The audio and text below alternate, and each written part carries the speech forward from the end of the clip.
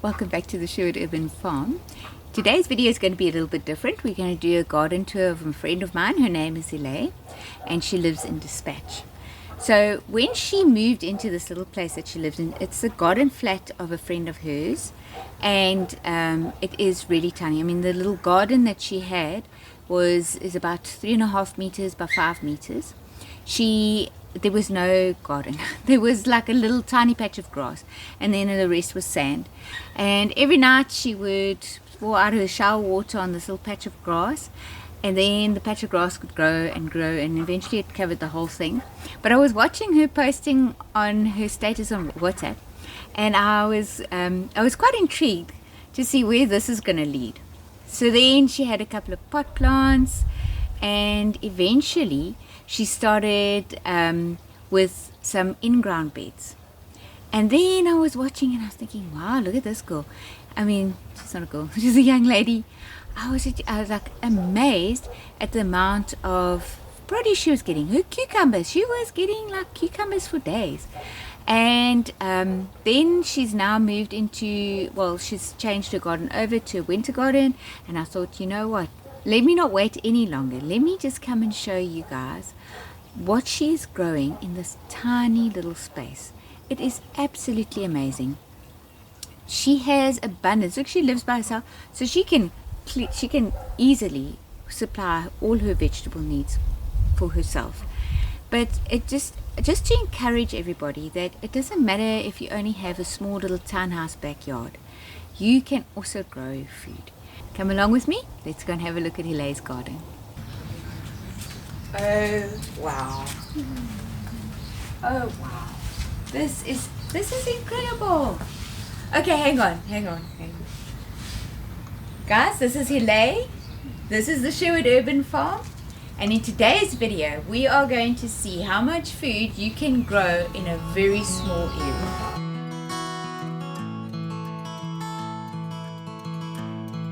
How big would you say your garden is? It's about 5 by 3.5 meters or so.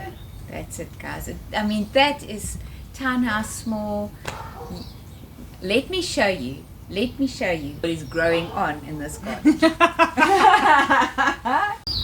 So tell me what's happening here in your garden. Got broccolis and cauliflowers growing here. There's some onions over there, and some spring onion. How far did you plant your broccoli? I just guesstimated. I Really? didn't really plan it. Yeah. Yeah, it looks like What, 50? It's 20 20 centimeters. hey, and look how well they're actually growing. Yeah. I've broken off some of the bottom leaves. Yeah. Just to make some space for things Okay. to grow underneath. Okay. So that they don't take over completely. Yeah. I mean, they get pretty big when they are. I mean, they're doing enough. They're doing This so is the well. first time I'm growing them, so I did hear that they get big, but I didn't. I didn't know how. There's big. even a what's this thing called? Cauliflower. There's a cauliflower coming out there. Check it out. No. That's so cool. Like, This is my first time growing them ever. that's just crazy. First time ever, guys. Yeah. No. Where's that thing about green fingers? I don't think so. So, what do you put in your soil? I've just put some compost in. Nothing Okay. specific. Okay. Which you got from Merlin. Okay. Yeah. Okay. And did you dig it in, or did you just put it on the top? No, I dug it into the top, like just a layer. little bit, Yeah, I didn't dig it in deep, just the top Yeah. little layer. Okay. And you don't mulch No, is that when I put little leaves? straw? Yeah. I don't know. No, I don't mulch here. I have a bit of mulch over there. Okay. Where I really wanted to try and get my cats to stay out of it. Okay. I just thought that would repel them from using yeah. it as a litter box. Yeah, so I yeah. put some mulch over there, done some mulching over there. Yeah. But I don't have any here. Got some jalapenos over there as well. And I see your pepperdews are looking. These are habanero chilies. No. Yeah. What are you going to do with them? I don't know. Do one thing. No, one thing. You need one for the whole year. I will make chili sauce.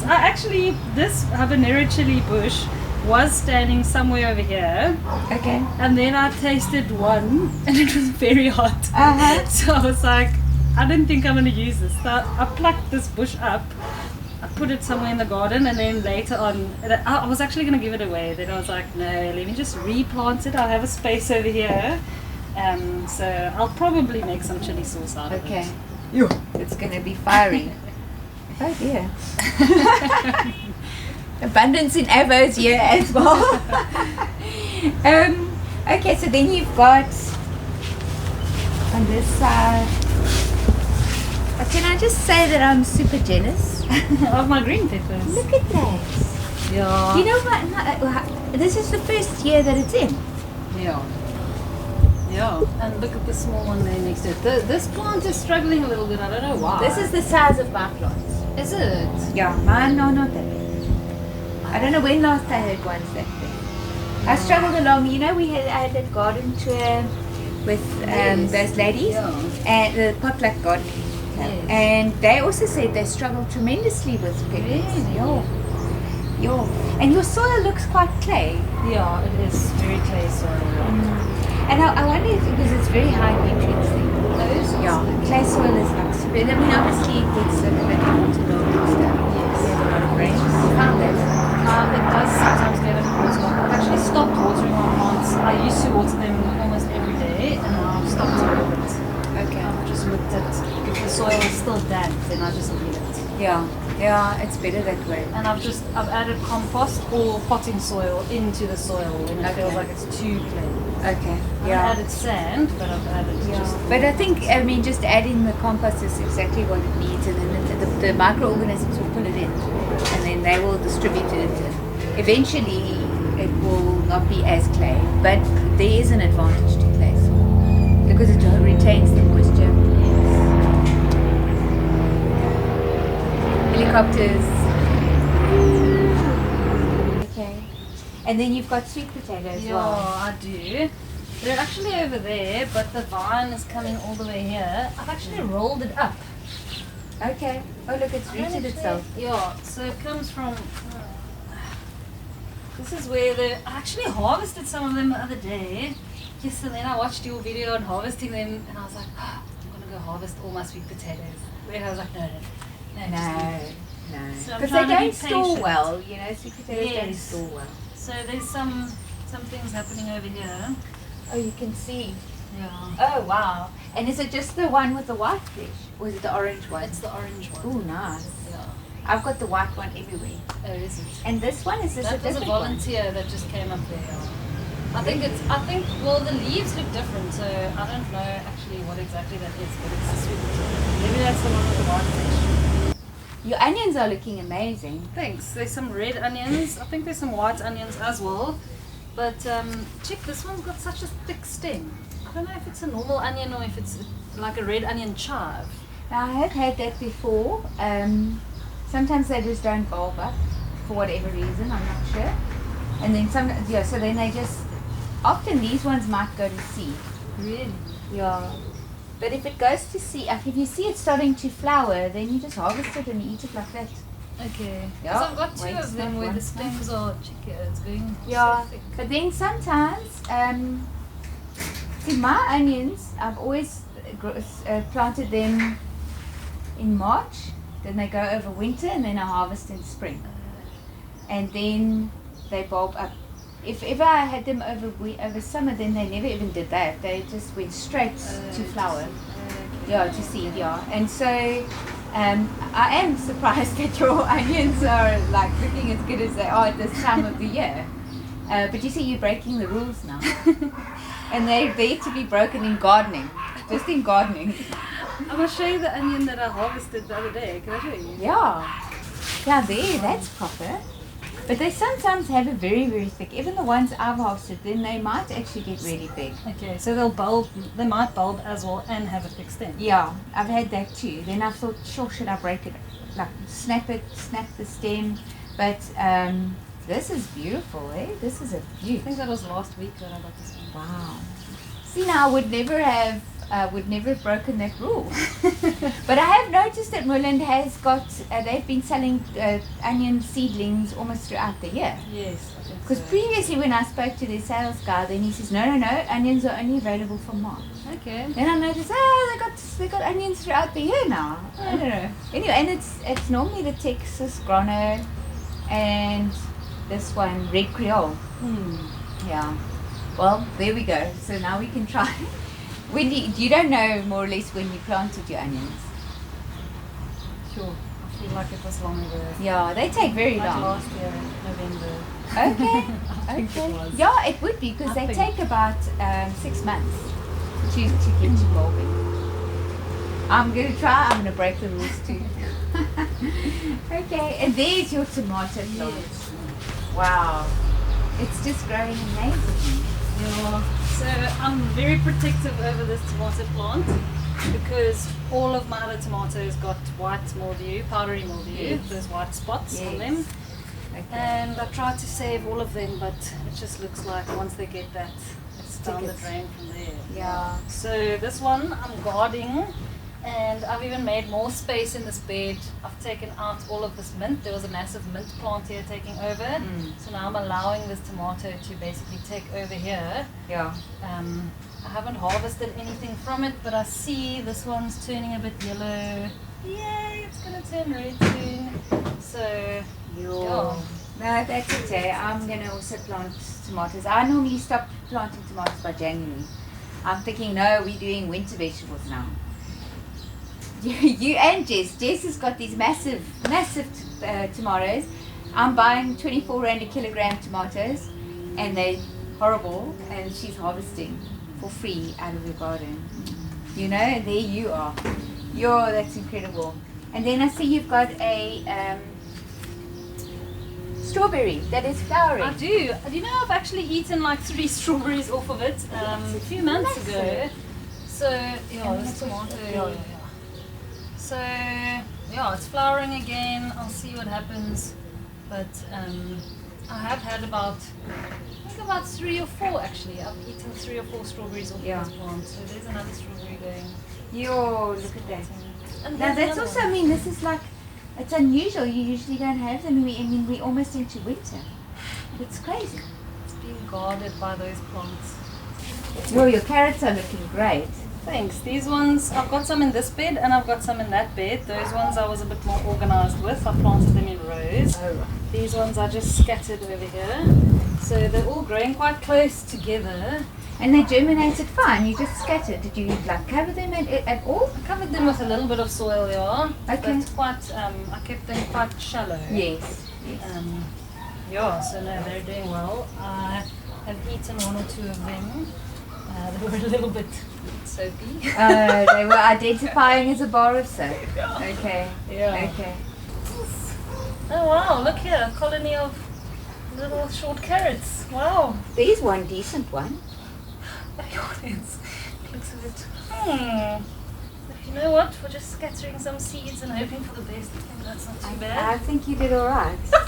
Ah! Wow. Oh, there's your peas. Yep. Oh, there's the shelling peas. Well, what are those? The normal ones? Yeah, the ones where you can only eat the little. Yes. Okay. I did also plant sugar snaps. They're in a pot nice. there. My I want to favourite. plant some more, but yeah, these are just the normal shelling ones. Yeah. Okay. So I see, there's the powdery mildew on this one. So does this get afternoon sun? Yes. That's morning sun there, afternoon sun here. And all of the tomatoes on this side, on the afternoon sun side, did this. Yeah. Because I have a bed where mine did that as well. And I got tomatoes, but they were not as nice as they normally are. And then the whole season, look, I trellis mine up, yes. And then I just break it off and I just have the leaves at the top. And I was pulling off leaves because of the powdery mildew. I had a few other tomato plants here which I ended up plucking up the whole plant. Yeah. Because of the powdery mildew. I started just breaking off the leaves where the mildew was, Okay. but then it took over, so Yeah. just plucked the whole plant up. And your granadilla, wow. It's looking great. It's not massive. But it recently started giving me grenadellas. Wow. Fruiting. For the first time I've got 1, 2, 3, 4, and there's another grenadella growing on the other side. But I thought it was going to take years to fruit. I mean, I have had it it was a tiny plant, I had it for maybe a year. It's only just started to expand. Yeah, no, that's what's really nice about them, is that they fruit sooner than a tree would fruit. Yes. Oh, I love your petunia. That colour is amazing. It's my red pop of colour. Yo, that's pretty. And then of course here you're going with your summer vegetables and almost winter. There's just no rules in my garden. No, there's no rules. I mean, look at that, Jada. There's 2 beautiful ones there. This plant has given me... It's just one plant. This particular one has given me... No, there's 3 brinjals over here. Oh, okay. But those ones have the aphids on them. Okay. This particular plant has given me... I think that's probably either number 6 or 7 or 7 and 8. Yo. But I've had lots of brinjals from... Well, I think it's lots. But it's given me like 2 at a time. And they grow to big size. Wow. They get really big. But you know, I did go and buy some seedlings from the nursery 2 weeks ago, and I saw they had brinjals, what are these things called? Eggplants, aubergines, whatever blows your hair back. And I said, oh, for winter. He said, yeah, no, they've bred them, that they're adapted now. Because I was quite shocked. I thought, why are you selling stuff to people in the wrong season? But apparently so. But I mean, it's looking so beautiful. I don't believe I've ever had one growing this big. That's really big. Dispatch. Yo. And then you've got, is this 4 different giants? Spinach. Yeah, spinach. It's just charred. I got them with the lettuce. Okay, very nice. And of course you have to have marigolds. Yes. Got lots. Actually, in this bed, there's garlic here. Actually, I planted garlic originally last year sometime, and then I bought marigold seeds in between, and I just spread lots of marigold seeds in there. And then this is a plant that I also got from Roland. Okay. And then here you got some more Broccoli and cauliflower. Yeah, there's the cauliflower, broccoli. Yours looking so good. Yeah. Very excited.